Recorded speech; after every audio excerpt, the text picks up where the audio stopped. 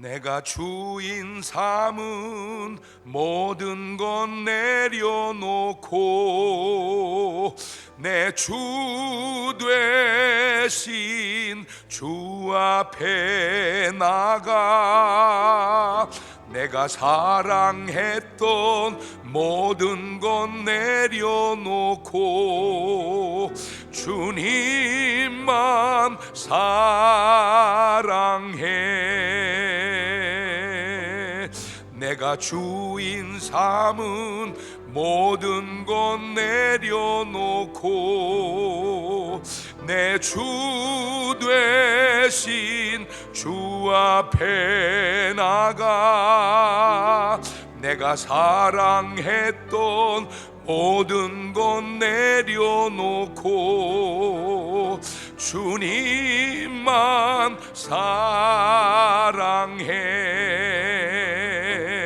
주 사랑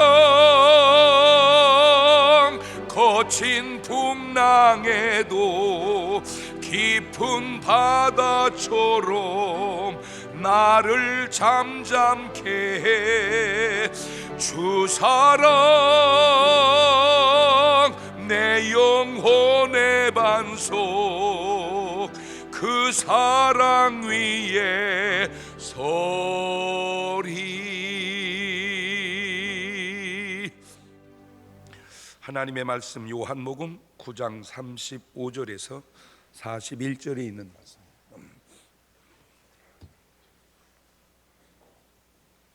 천천히 합독합니다. 시작. 예수님께서 저희가 그 사람을 쫓아냈다 하는 말을 들으셨으니 그를 만나사 가라사대 네가 인자를 믿느냐? 대답하여 가로되 주여 그가 누구시오니이까 내가 믿고자 하나이다. 예수님께서 가라사대 네가 그를 보았거니와 지금 너와 말하는 자가 그이니라. 가로되 주여 내가 믿나이다 하고 절하는지라. 예수님께서 가라사대 내가 심판하러 이 세상에 왔으니 보지 못하는 자들은 보게 하고 보는 자들은 소경되게 하려 함이니라 하시니 바리새인 중에 예수와 함께 있던 자들이 이 말씀을 듣고 가로되 우리도 소경인가? 예수님께서 가라사대 너희가 소경되었다면 죄가 없으려니와 본다고 하니 너희 죄가 그저 있느니라. 아멘. 할렐루야. 오늘 또 참 좋은 날, 성스러운 주일 아침에 우리 주님 전에 찾아 나오신 사랑하는 성도 여러분에게 하나님의 신령한 은혜와 능력과 축복이 함께 하시기를 주님의 이름으로 축원합니다. 우리 옆 사람과 같이 인사하실 때 같이 예배 드리게 돼서 정말 반갑습니다 하고 인사하십니다. 우리 군포성전 식구들도 또 우리 전민성전 식구들도 우리 대사성전 식구들도 반갑습니다. 우리 다 같이 두 손을 가슴에 얹고 이렇게 다짐합니다. 하나님께서 보실 때 나는 정말 두고 보기에도 아까운 사람이다. 시작. 하나님께서 보실 때 나는 정말 두고 보기에도 아까운 사람이다. 그렇습니다. 나는 하나님 보시기에 두고 보기에도 아까운 사람입니다. 사람을 볼 때 그냥 한 가지나 두 가지로만 보지 말고 꼭 네 박자로 항상 뭐든지 이게 네 박자로 보시면 더 정확할까요? 마음도 이쁘고 얼굴도 이쁘면 잘 좋겠죠. 참 어떻게 얼굴도 이쁜 게 그렇게 마음도 이쁜지 1등입니다. 마음은 참 곱고 이쁜데 얼굴이 안 예쁘면 그걸 2등이라고 그러는데 얼굴은 참 이쁜데 마음이 영 못됐으면은 사람들은 그걸 2등이라고 하는 사람도 있지만 살아보면 그게 3등입니다. 얼굴도 안 이쁜 것이 마음도 개같이 생기면 이제 그런 걸 4등이라고 그러죠. 오늘 여러분은 몇 번인가요? 네, 그래요. 꼭 1번 되시기를 바랍니다. 꼭 그런 건 아니지만 사람은 외모를 보지만 우리 하나님은 그 중심을 보신다. 사무엘상 16장 7절에 시작. 여호와께서 사무엘이 이르시되 그 용모와 신장을 보지 마라. 내가 이미 그를 버렸노라. 나의 보는 것은 사람과 같지 아니하니 사람은 외모를 보거니와 나 여호와는 중심을 보느니라. 그렇다면 하나님께서 꼭 사람이 중심만 본다고 해서 우리 하나님은 외모를 전혀 보지 않으실까? 난 그런 생각도 해봤어요. 물론 사람이 얼굴만 보고 판단하는 건 옳지 않지만 그래도 얼굴 보고 판단하는 게 그래도 또 일리가 있는 게 사람이 나이가 40을 먹으면 얼굴에 책임을 지라는 말도 있잖아. 그러죠? 그래서 그 관상이나 그거요, 그거 영 무시하면 안 돼. 난 그렇게 생각해요. 인상이 고약한데 좋을 수 있어요. 그렇지만 고약할 수도 있습니다. 인상이 참 좋은데 좋을 수 있어요. 그러나 또 그것이 아주 또 골치 아플 수도 있어요. 그래서 데살로니가전서 5장 23절에도 보면 평강의 하나님이 친히 너희를 온전히 거룩하게 하시고 또 너희 온 영과 혼과 몸이 우리 주 예수 그리스도 강림하실 때 흠없게 보존되기를 원하노라. 하나님은 중심을 보니까 마음만 깨끗하면 되는 게 아니고 몸도 흠없게 보존되기를 하나님은 원하신다, 그 말이에요. 그 말은 하나님은 뭐도 보신다? 몸도 보신다. 꼭 그렇게 직접적인 언급은 아니지만 뉘앙스상으로 그렇다, 그 말입니다. 사람이 중심만 흠이 없으면 되는 게 아니잖아요. 그렇다고 육신만 흠이 없으면 또 되는 것도 아니죠. 그래서 육신과 영혼이 다 깨끗하게. 그래서 마태복음 4장 4절에도 예수님께서 대답하여 가라사대 때 기도 사람이 떡으로만 살 게 아니고 하나님 입으로 나오는 모든 말씀으로 살 것이니라. 사람이 다 갖출 수가 없고 사람이 다 할 수가 없어. 그렇지 여러분은 뭐든 꼭 네 박자를 나눴을 때 1번 하시기를 주님의 이름으로 축원합니다. 그런 우리를 바라보실 때 우리는 하나님 보시기에 두고 보기에도 아까운 존재가 되는 거예요. 그러므로 이제 이후로 여러분의 삶은 생각도 마음도 말도 행동도 하나님 보시기에 두고 보기도 아까웠게 살아가시는 여러분 되시기를 주님의 이름으로 축원합니다. 할렐루야. 사람이 변호사에게 찾아와서 재판을 의뢰할 때 변호사님이 그 사람 말을 딱 들으면 거의 100% 그 재판은 이길 것 같아요. 그런데 막상 재판에 붙어보면 지는 경우가 있거든요. 그 왜 그러냐면 상대편 이야기를 안 들어봤기 때문에 그래요.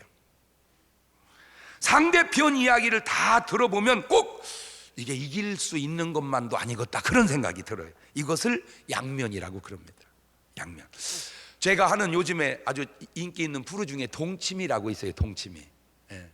그 동치미를 쭉 진행하다가 마지막에 어떤 해결해야 할 부부 문제를 다루는데 먼저 여자가 나와서 얘기해요. 여자가 쭉 막 내가 이래서 나왔어요. 진짜 못 살겠어요. 막 얘기해. 그 말만 들으면 신랑 그놈 나쁜 놈이야. 하여튼 그 나쁜 놈이요. 그런데 좀 있다가 신랑이 나와서 다 얘기하면 그거 문제가 많어. 그거 문제가 많어. 얘기는 다 들어봐야 된다. 얘기는 양쪽을 다 들어봐야 된다. 시작. 시어머니 얘기 들어보세요. 아유 며느리가 못됐어요. 어떻게 젊은 것이 그런 게 있나 몰라.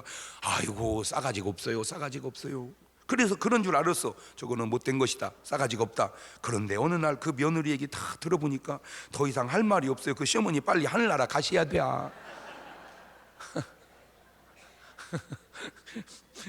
이것이 바로 양면인 거예요. 양면. 그런데 그 양면이라는 말은 또 다르게 말하면 입장 차이인데, 그런데 이 양면 입장 차이가 아닌데도 정반대 의견이 되는 게 있습니다.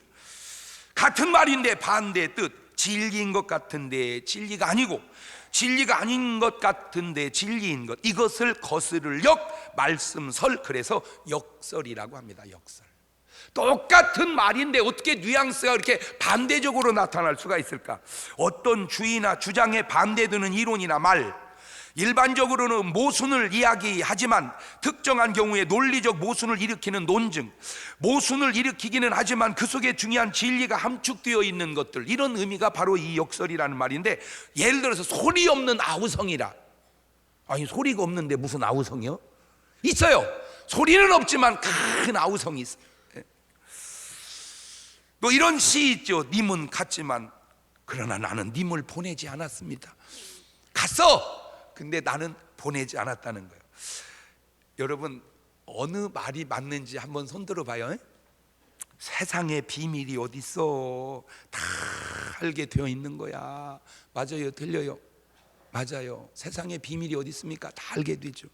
무언 소리요? 세상이 어떻게 다 알아? 모르는 비밀이 더 많어. 맞아요, 틀려요?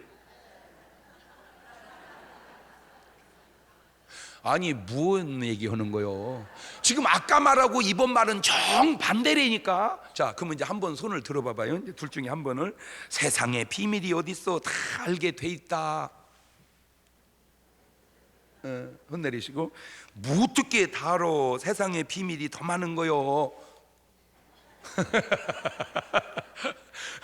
똑같은 말인데 정반대적 의미가 숨겨져 있다는 거. 참으로 신기한 것은 성경과 세상은 너무나 많은 것들이 이렇게 역설의 진리로 부딪힌다는 거예요.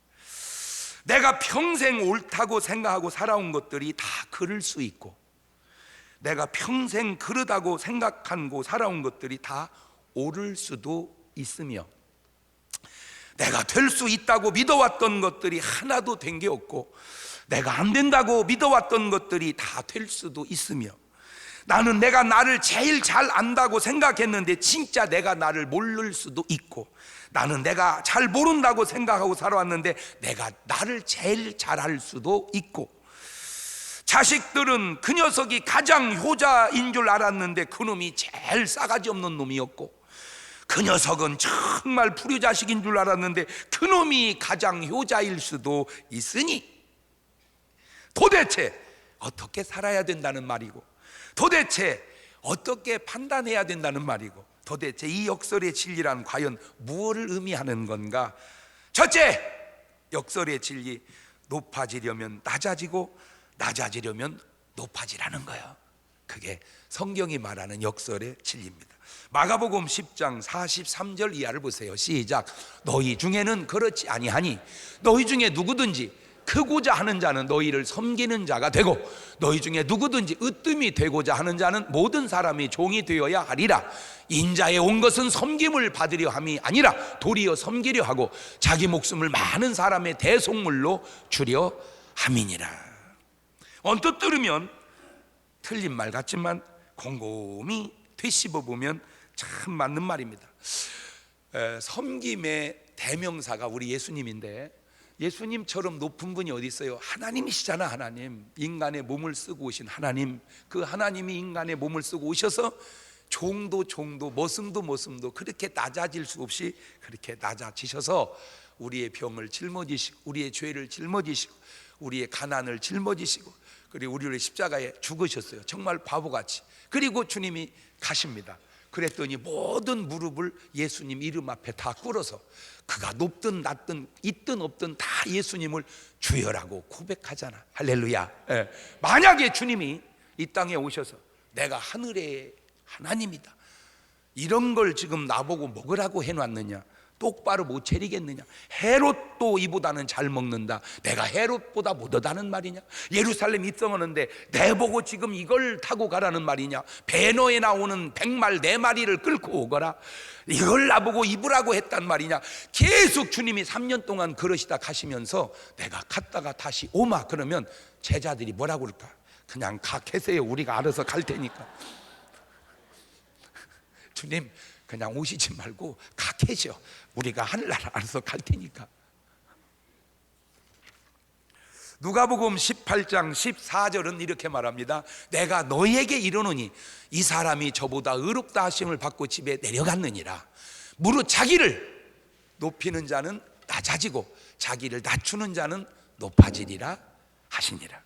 누가복음 14장 8절 이하에도 이렇게 말합니다. 같이 읽어볼까요? 시작. 네가 누구에게나 혼인잔치의 청함을 받았을 때에 상좌에 앉지 말라. 그렇지 않으면 너보다 더 높은 사람이 청함을 받은 경우에 너와 저를 청한 자가 와서 너더러 이 사람에게 자리를 내어주라 하리니 그때 네가 부끄러워 말석으로 가게 되리라.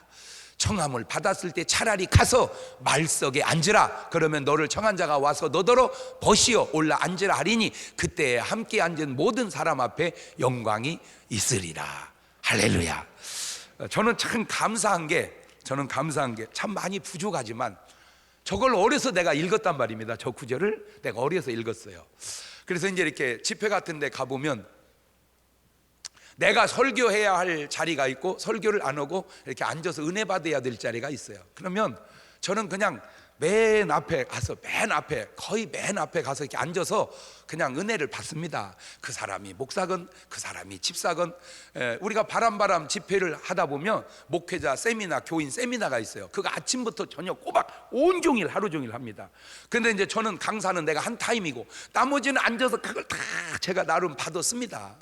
다 받았어요. 집사님 간증도 받아쓰고 목사님 간증도 다 받아쓰고 그냥 나는 그게 편하고 좋아. 근데 사람들이 그걸 보고 또 은혜를 받는데, 세상에 저게. 그래서 제가 어디 기도원 같은 데 가보면요 그냥 은혜 받겠다고 그냥 앉아있어. 그러면요 설교는 사람이 놀래가지고 그냥 안 놀래도 되고 그냥 자기 하고 싶은 대로 하면 되는데, 어휴 장 목사님이 저기 앉아가지고 설교가 안 되네. 그럴 필요 없는데. 근데 또 어떤 분들은요, 난 참 그런 게 참 안타까워. 여러분, 이 세상에 어려운 게 뭐냐면, 이 세상에 뭐 행사가 있을 때 자리를 쫙 놓잖아요. 자리를 쫙 놓으면 대개 기관장님들은 비서가 있단 말이에요, 비서가. 근데 자기가 섬기는 분이 서열에서 밀리면요 그건 죽어납니다. 이게 참 어려워. 예를 들어서 국회의원하고 시장님하고 붙여놓으면 누가 더 높은 거요? 네? 네. 거기다가 사단장님이 오면 또 누가 높은 거요? 네? 네. 거기다가 경찰청장님이 오면 누가 더 높은 거요? 그 뭐 어떠면 어때요? 그냥 우리는 그냥 아무렇게나 앉으면 되지. 근데 그분들은 그것이 아닌가 봐. 그거 잘못 앉혔다가는 기시게 혼난대. 그게 세상이야. 여러분은 어디 가거들랑 그냥 밑에 앉아있어 편안하게. 할렐루야. 아이고 그런데 왜 여기 계세요? 올라가세요. 그러면 이제 그때 올라가. 근데 미리 가서 여기 앉아있으면 아이고 죄송하지만 좀 일어나셔야 되겠네. 그러면 그 얘기요 지금 이 얘기가. 그 함부로 가서 그냥 앉아있지 말란 말이요. 그래서 저는 설교로 가도요 매일 부흥회 가잖아요. 가면은 다 목사님들을 저를 끌고 여기다 앉히려고 그래. 그냥 저는 맨 앞에 앉아있어. 그냥 맨 앞에 앉아있다가 저는 여기서 나가겠습니다. 내가 어렸을 때 읽어놓은 저 구절이 내 마음 나름에, 그러다 보니까 편한 게 하나 있어요. 편한 게, 진짜 편한 게 하나 있는데, 왜냐하면 그냥 거기 앉아있으면 편해. 근데 여기 앉았다가 내려앉으면 엄청 불편해요. 왜? 뭐 이거 사람 무시하는 거야? 뭐야 이거? 그 무시하는 게 아닌데 그냥 자기는 그렇게 무시당한다고. 왜 그래요? 바로 이 성경 구절을, 이 역설의 진리를 몰라서 그래. 이 역설의 진리를. 여러분 더 정확하게 왜 사람이 높아지는 줄 아세요? 낮아지려고 높아지는 거예요. 높으려고 높아지는 게 아니고. 왜냐하면 낮아지면 낮아질 게 없잖아. 그냥 제자리지. 그렇잖아. 겸손이라는 것은 높은 사람이 내려와야 겸손이지, 내려있는 사람이 그냥 있으면 겸손이 아니야. 그냥 그런 것이지. 겸손하기 위해서 높아지는 거예요. 뭔 말 이해가 되죠? 똑같지 않습니다. 누가 어떤 자리에 앉았다고 똑같지 않다니까. 그게 똑같지 않아. 여러분 진짜 부자가 우유 배달 해보세요. 진짜 저 사람 훌륭해. 저 부자가 세상에 우유 배달하다고 그럽니다. 근데 진짜 내가 그냥 먹고 살으려고 우유 배달하면요 그냥 당연하다고 그래. 왜? 살으려고 허전히 애를 쓴다고 그래. 이해가 돼요? 우리가 높아지는 이유는 높아지려고가 아니고 낮아지기 위해서. 높아져야 낮아질 거 아니요? 아멘. 이 역설의 진리가 나는 오늘 여러분 마음속에 깊이 새겨져서 그냥 어디를 가든지 우리 중문교인들은 그냥 매일 말석에 앉아 있어. 그래서 누가 올라가라면 그때 올라가. 근데 미리 올라가 앉았다가 또 망신 당하지 말고 그냥 아예 밑에 있으면 편하다니까. 밑에 있으면 편해. 제가 지금도 잊어버리지 않아요. 우리 교회 아주 신실하게 다니던 청년 하나가 이제 다니다가 이제 직장 따라서 서울로 갔는데 느닷없이 전화가 와가지고 날 보고 자기 결혼식 간다고 전화가 왔어. 그래서 난 대뜸 그냥 당연히 이 녀석이 날 보고 주례를 서라고 하는가 보구나 그랬어요. 그 뭔데 그랬더니 목사님 제 결혼식 주례에 특송 좀 해주세요. 내 진짜 속으로 이 자식아, 내가 네 결혼식 주례도 지금 시간이 없어서 석가마카한데 주례도 아니고 특송은 뭐예요 특송이? 그랬더니 하여튼 그래도 내가 또 그냥 거절할 수 없어서 그래 내가 스케줄을 보고 시간 있으면 서고 없으면 못 쓴다 했더니 네 그래. 근데 보니까 너무 일찍 부탁해가지고 시간이 있어 또. 근데 또 있는데 없다고 하면 내가 괜히 또 거짓말 하는 거잖아. 그러면 모든 거짓말 하는 자들은 불과 이왕으로 타는 못에 잠이 아리니, 물론 그건 아닌 줄 알지만 괜히 껄쩍지근하잖아. 그래서 그냥 해주겠다 그랬어요. 그냥 해주겠다. 그리고 이제 해필 또 결혼식이 전주야. 대전도 아니고 세상에. 거 갔더니 막 목사님이 막 놀래 자빠지고, 어유 장 목사님 어떤 일이시냐고. 그래서 그냥 볼 일이 있어서 왔다고. 그하고 이제 결혼식을 하는데 이제 내가 특송을 이제 딱 했지. 그랬더니 막 사람들이 다 막 수근수근 막 장목사님 딱 끝나고 나서 피로연을 하는데 갔더니 주례자는 이게 자리를 딱 해놨더라고. 이렇게 노래 부르는 사람은 아무 데서나 먹으라고 그냥 자유롭더만. 야, 내 진짜 거기서 앉아서 밥 먹으면서 내가 결심한 게 하나 있어. 내가 다시는 결혼식 특송 안 한다. 내가 결심을 했어. 밥을 먹었는데 목사님이 딱 오셔서 내 앞에 앉아요. 딱 앉더니 목사님, 네? 저 참 목사님 오늘부로 존경합니다. 그래. 왜요? 그랬더니 특송 장경동 있어서 그 장경동하고 이 장경동하고 다른 줄 알았대. 그 바쁜 양반이 주례도 아니고 노래 부르러 오겠냐는 거예요. 근데 보니까 그 경동이더라. 그러면서 저를 보고 존경한다고 그러더라고. 내가 그때 또 결심을 바꿨어. 아, 특송 해야 되겠다.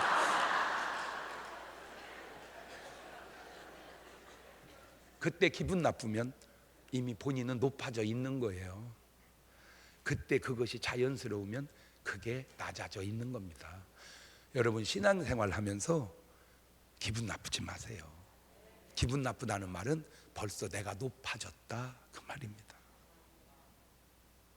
그게 역설의 진리입니다. 두 번째 역설의 진리는 죽고자 하면 살고 살고자 하면 죽는다는 겁니다. 마태복음 10장 39절입니다. 시작. 자기 목숨을 얻는 자는 잃을 것이요 나를 위하여 자기 목숨을 잃는 자는 얻으리라. 요한복음 12장 24절 이하에도 시작. 내가 진실로 너희에게 이르노니 한 알의 밀이 땅에 떨어져 죽지 아니하면 한 알 그대로 있고 죽으면 많은 열매를 맺느니라. 자기 생명을 사랑하는 자는 잃어버릴 것이요 이 세상에서 자기 생명을 미워하는 자는 영생하도록 보존하리라. 이 역설의 진리에 의하면 왜 죽는가? 살려고 했기 때문에 죽는 거예요. 왜 살았는가? 죽으려고 했기 때문에 사는 거예요. 그런데 역설의 진리는 또 다른 역설이니 죽고자 하니 죽었고 살고자 하니 사는 경우도 있더라 그 말입니다. 그래서 네 박자로 보라 그 말이에요. 그 사람 죽었대. 왜 그러니까 본인이 죽으려고 했었대. 죽으려고 해서 죽은 거예요. 그 사람이 살았대. 왜? 본인이 살려고 했었대. 그래서 살은 거예요. 그렇지만 이게 또 뒤집어지면 죽으려고 했더니 살고 살려고 했더니 죽는 경우도 있다 그 말입니다. 정말 미련한 사람이 어떤 사람이냐? 어떤 말을 상황을 고려하지 않고 모든 경우에 다 대입하는 사람입니다. 내가 얼마 전에 100억 부자가 된 빌라 투자로 100억 부자가 된 청소부 그 얘기했어요. 얼마나 맞는 말이요. 그 사람이 증인이니까. 그거 듣고 샀다가 망한 사람도 있대야. 그게 모든 이가 모든 상황에서 그렇게 되는 게 아닐 수도 있다는 거죠. 왜? 상황이 다르거든. 그 말은 맞지만 상황이 맞지 않은 경우가 있다 그 말입니다. 마태복음 16장 24절 이하에도 이렇게 말합니다. 시작. 이에 예수님께서 제자들이 이르시되 아버지 나를 따라오려거든 자기를 부인하고 자기 십자가를 지고 나를 쫓을 것이니라. 누구든지 제 목숨을 구원고자 하면 잃을 것이요 누구든지 나를 위하여 제 목숨을 잃으면 찾으리라. 사람이 만일 온 천하를 얻고도 제 목숨을 잃으면 무엇이 유익하리요? 사람이 무엇을 주고 제 목숨을 바꾸겠느냐. 대부분의 사업도 죽으려고 하면 흥하고 살려고 일하면 망하는 거예요.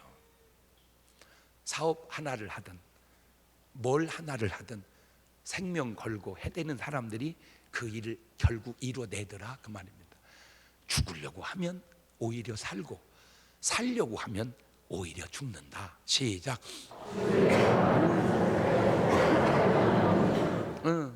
그걸 바로 역설의 진리라고 그러는 거예요.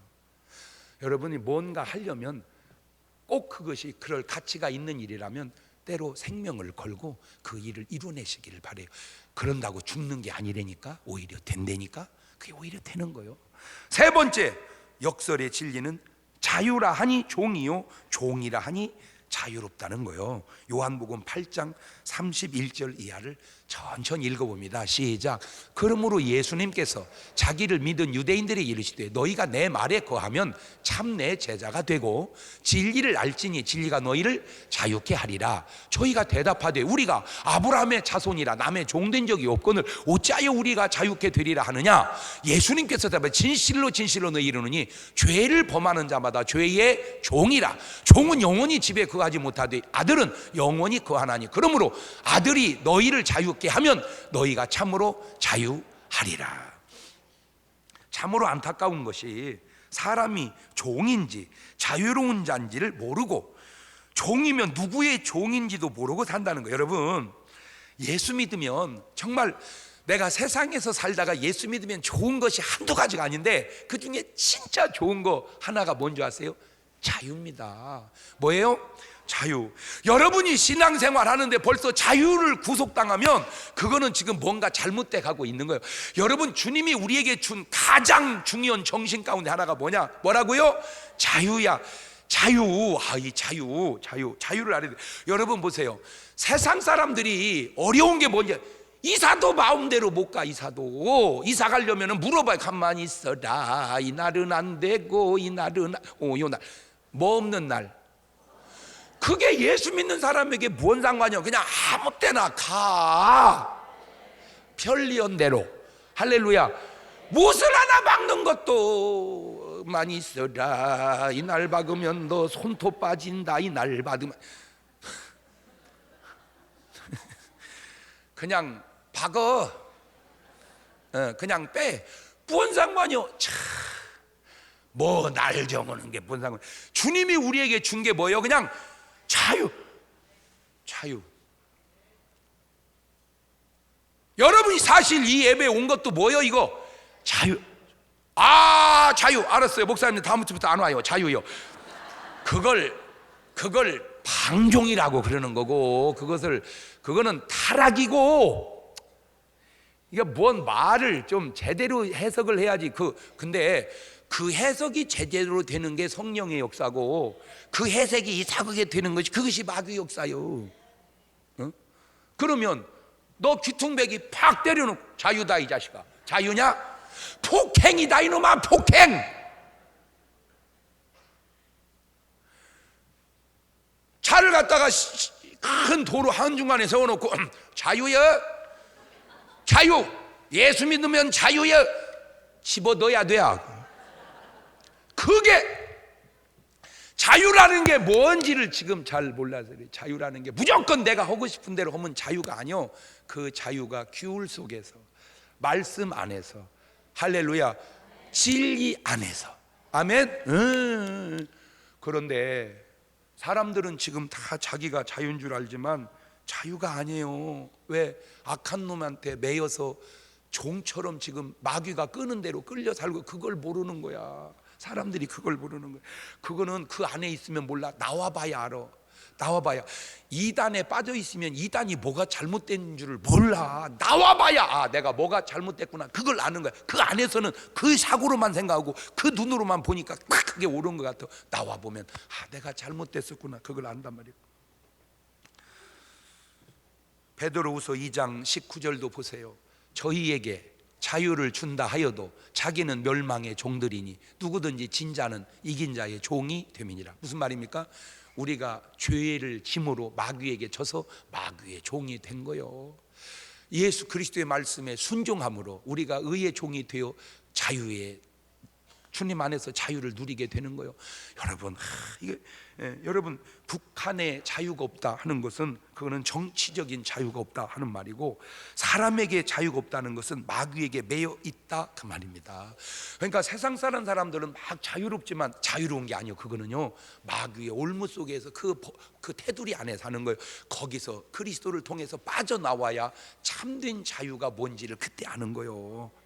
사도행전 10장 38절도 보세요.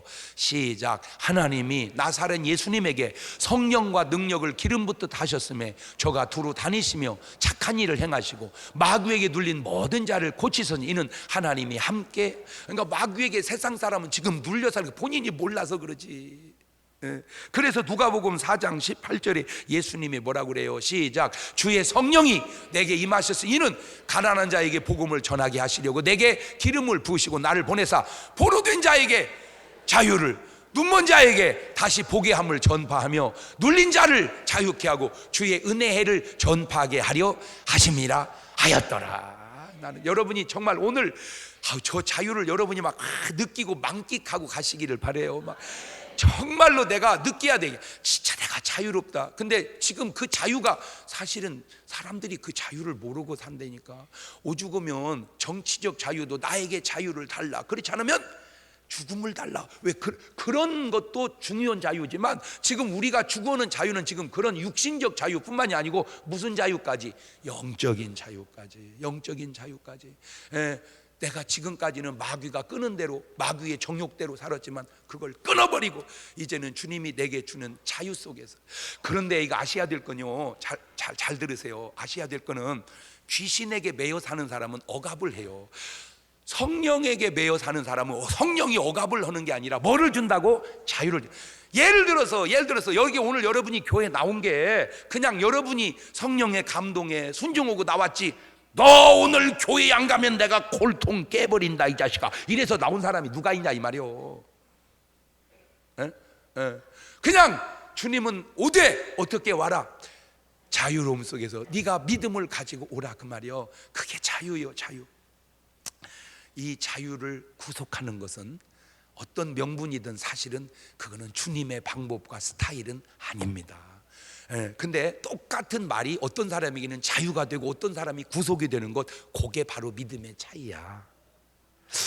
이런 수준 있는 말을 알아들어야 되는데, 똑같은 말이 어떤 사람에게는 자유가 되고 어떤 사람에게는 구속이 돼. 그거는 뭔 차이다? 자유의 차이가 아니고 믿음의 차이다. 믿음의 차이. 그러니까 믿음이 깊어질수록 자유의 폭이 넓어지고 믿음이 얕을수록 자유의 폭이 좁아지는 거예요. 시작.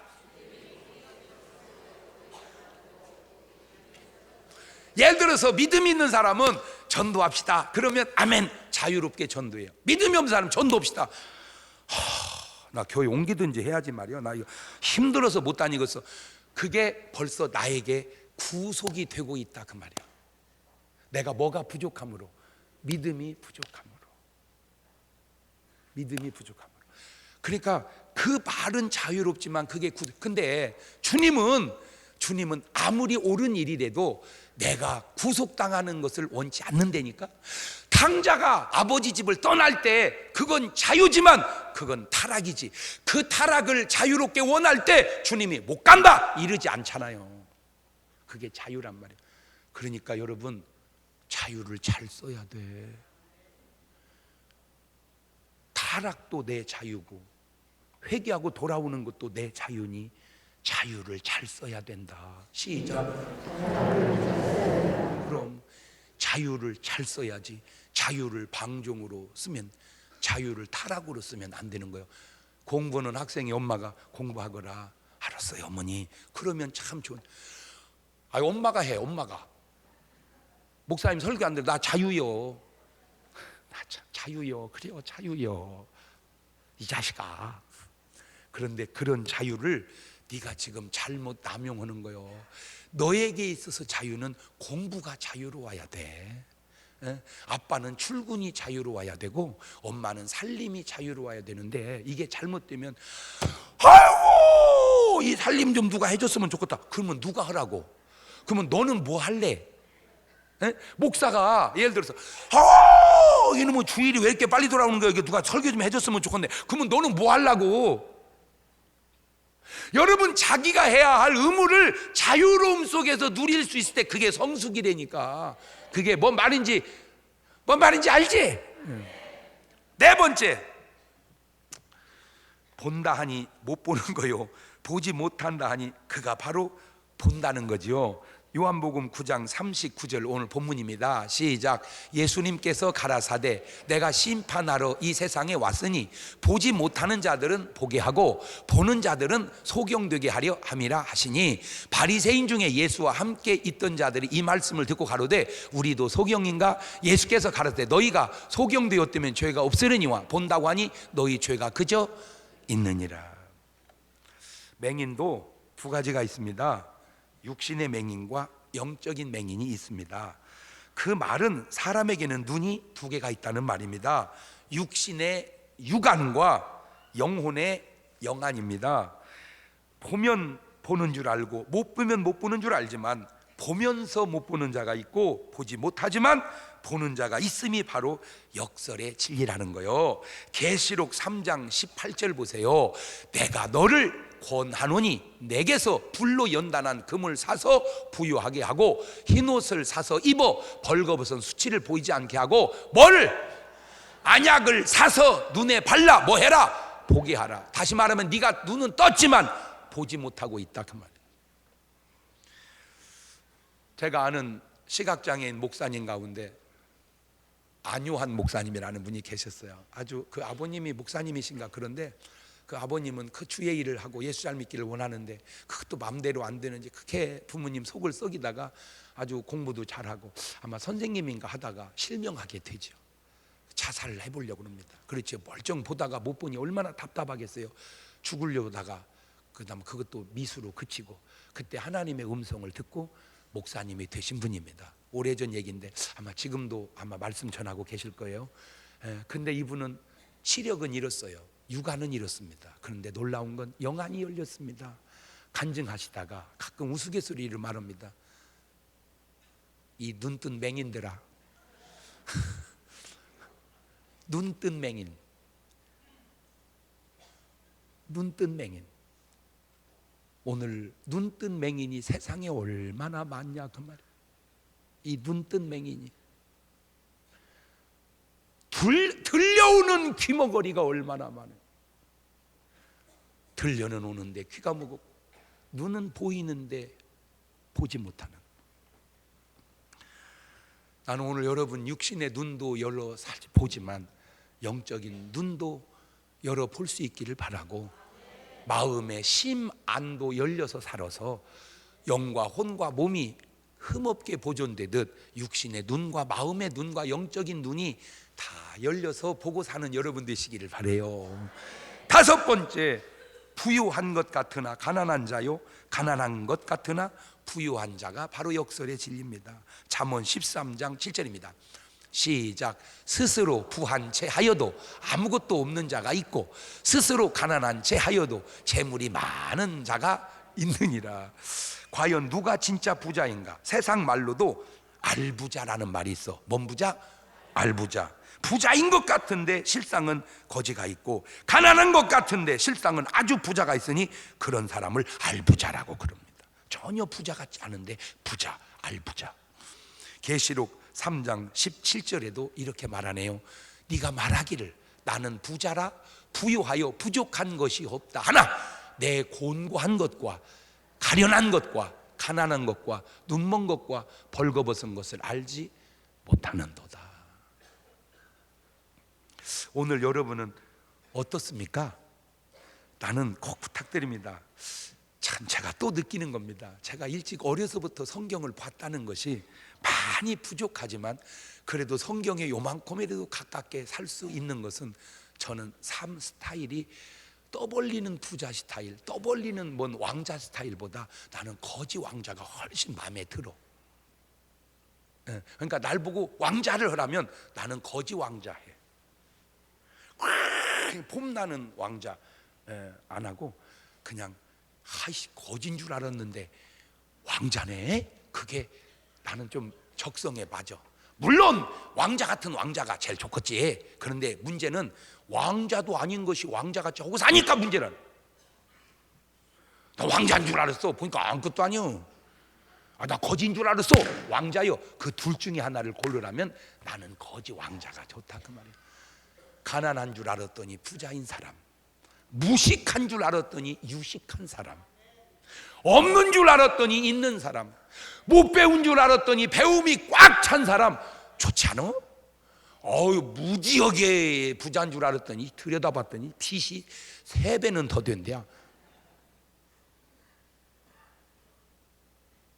그게 바로 세상 스타일과 교회 스타일의 차이고 세상 스타일과 말씀 스타일의 차이요.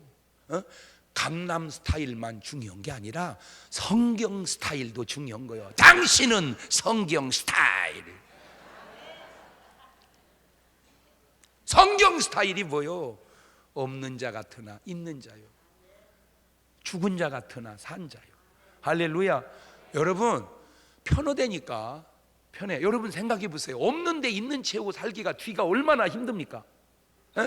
내가 없는데 있는 것처럼 살려면 이 속이 얼마나 힘드냐고.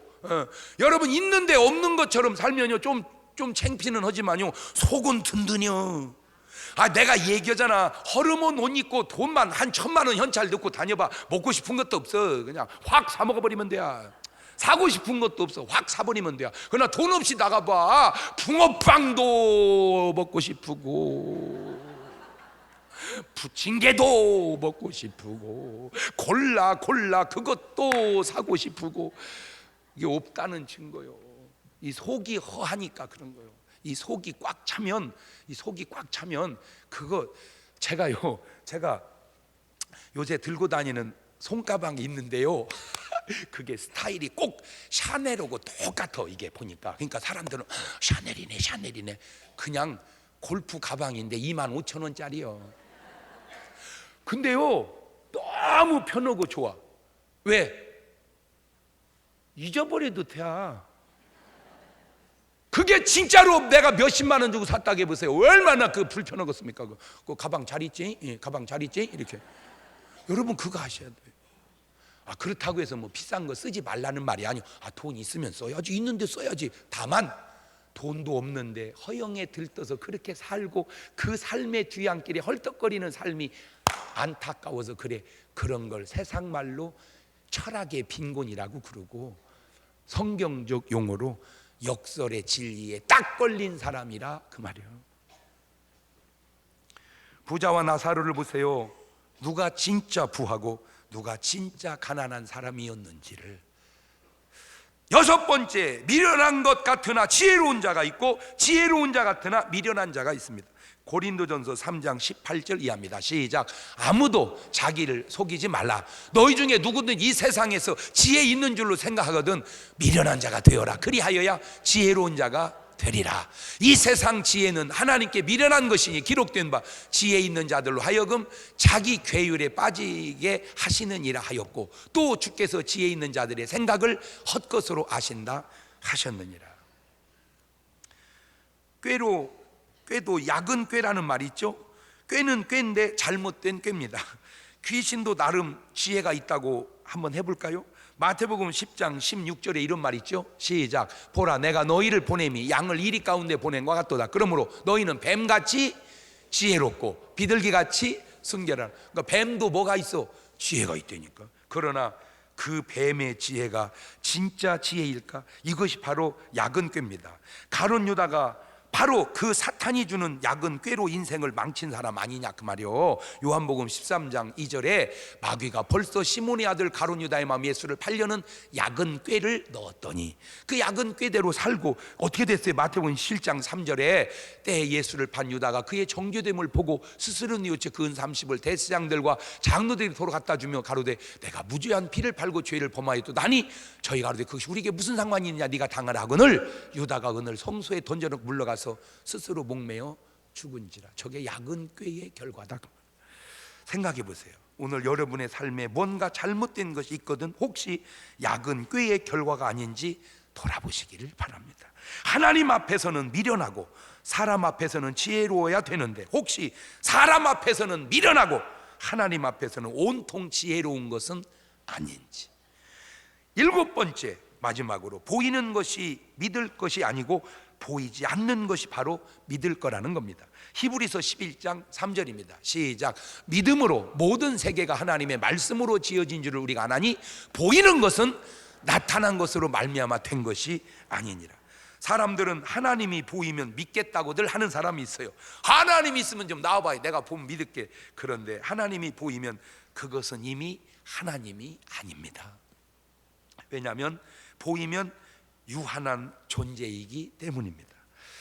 사랑은 안 보이나 나타나 보이듯, 감사한 마음은 안 보이지만 나타나 보이듯, 하나님 또한 안 보이시나 나타나 보이는 거예요. 직접으로 보는 게 아니라 나타남으로 보여지는 거예요. 그걸 아셔야 돼. 로마서 1장 18절 이하를 보세요. 하나님의 진노가 불의로 진리를 막는 사람들의 모든 경건치 않음과 불의에 대하여 하늘로 쫓아 나타나나니 이는 하나님을 알만한 것이 저희 속에 보임이라. 하나님께 이를 저희에게 보이셨느니라. 장세로부터 그의 보이지 아니하는 것들 곧 그의 영원하신 능력과 신성이 그 만드신 만물에 분명히 보여 알게 되나니 그러므로 저희가 핑계치 못할지니라. 고린도후서 4장 16절 이하에도 보세요. 시작. 그러므로 우리가 낙심하지 아니하노니 겉사람은 후패하나 우리의 속은 날로 새롭도다. 우리의 잠시 받는 환난에 경한 것이 지극히 크고 영원한 영광에 중한 것을 우리에게 이루게 함이니 우리들의 돌아보는 것은 보이는 것이 아니요 보이지 않는 것이니 보이는 것은 잠깐이고 보이지 않는 것은 영원함이라. 하나님은 안 보이느나 계시고 육은 보이기에 있지만 이 사실은 마음이 진짜요 육은 가짜이니 자유는 보기도 하지만 더욱 느끼고 사는 거예요. 진선미는 보기도 하지만 더욱 느끼고 사는 거예요. 믿음 또한 보기도 하지만 느끼고 사는 것입니다. 분명한 사실이 있습니다. 오늘 여러분이 무슨 세상 없는 말을 하고 큰 소리를 쳐도 하나님 말씀대로 살지 않았다면 그것은 잘못 사는 것입니다. 반대로 오늘 여러분이 누가 무슨 소리를 해도 하나님 말씀대로 살았다면 그것은 잘 사는 겁니다. 하나님의 말씀만이 진리요 하나님의 말씀은 1.1획이라도 틀림없는 진리이기 때문입니다. 그래서 마태복음 5장 17절 이하에 주님은 이렇게 말씀하시네요. 시작. 내가 율법이나 선지자나 폐하러 온 줄로 생각지 말라. 폐하러 온 것이 아니요 완전케 하려 함이로라. 진실로 너에게 이르노니 천지가 없어지기 전에는 율법의 1.1획이라도 반드시 없어지지 아니하고 다 이루리라. 바로 이게 역설의 진리입니다. 하나님의 말씀만이 영원히 변치 않는 진리인 것은 사람의 말은 사람의 말이기에 그것이 온전하지 못해. 왜? 사람 자체가 온전하지 못하기 때문에 그렇습니다. 오늘 여러분의 삶에 하나님 말씀, 이 말씀 속에 오는 역설의 진리가 다시 한번 여러분에게 큰 충격이 돼서 말씀대로 순종하고 살아야겠다는 결심이 서는 귀한 시간이 되시기를 바랍니다. 두 손을 가슴에 탁 얹고 오늘 주신 말씀을 묵상하면서 내가 지금 하나님 말씀의 진리대로 살고 있는지 한번 여러분 자신을 평가해서 살고 있다면 감사하시고 아니라면 말씀으로 돌아가는 귀한 시간이 되시기를 바라요. 1, 2분 동안 같이 기도하시고 특별히 이번 주에 있을 우리 제주도 여행 속에 하나님께서 큰 은혜로 인도해 주시라고 꼭 기도해 주시기를 바라요. 같이 기도하십니다. 감사하시고 거룩하신 아버지 하나님, 은혜와 사랑과 능력을 고맙고 감사합니다. 하나님, 말씀이 우리에게 어때는 반대처럼 느껴지지만 그것이 바로 역설의 진리임을 우리가 깨닫게 하셔서 하나님 말씀대로 순종함으로 저들 모두의 삶이 반석 위에 지어가는 삶이 되게 하옵소서. 특별히 이번 주에는 우리 제주도 전도 여행이 있습니다. 여행의 기쁨과 또한 전도의 아름다운 열매를 얻고자 하오니 성령님 아름다운 일기와 또한 모든 걸 주장하셔서 행복하고 아름다운 그런 여행이 되게 도와주옵소서. 지금은 우리 주 예수 그리스도의 은혜와 아버지 하나님 무한하신 사랑하심과 성령님 교통하심이 사랑하는 성도들 머리 위에 이제부터 영원토록 함께 하시기를 간절히 축원하옵나이다. 아멘.